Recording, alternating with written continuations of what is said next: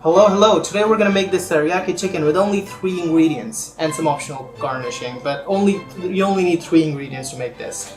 Let's get started. Okay, we're gonna start with some chicken breasts and cut them into smaller pieces. Like this. Here I took about 350 grams of chicken, but you can take as much amount as you want and just match the ratios of what I'm doing here. Set it aside and get a really strong cup.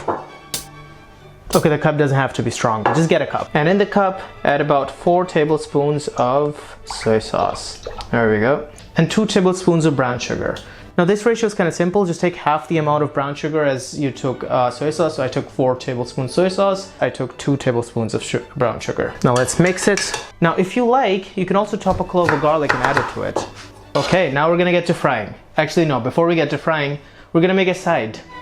You can really do any side you find appropriate with it, but I like to do it with rice. For this one, I'm just gonna do it with plain rice, but you can also do it with some fried rice. I think it would go well.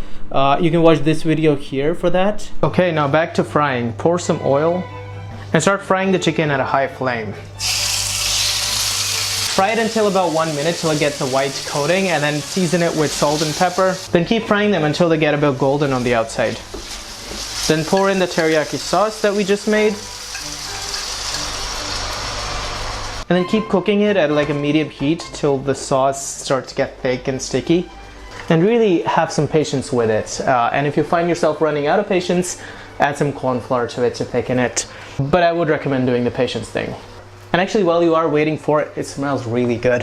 While you are waiting for it, maybe go subscribe our channel for more cool recipes. And okay, now it's getting nice and thick. Now we're gonna add some totally optional toppings so they don't count as ingredients, okay?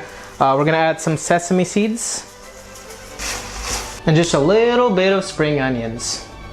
And that's it. Now we're gonna place the chicken on it and then just garnish it with some spring onions and some sesame seeds. And there you go. Look at it, it looks beautiful.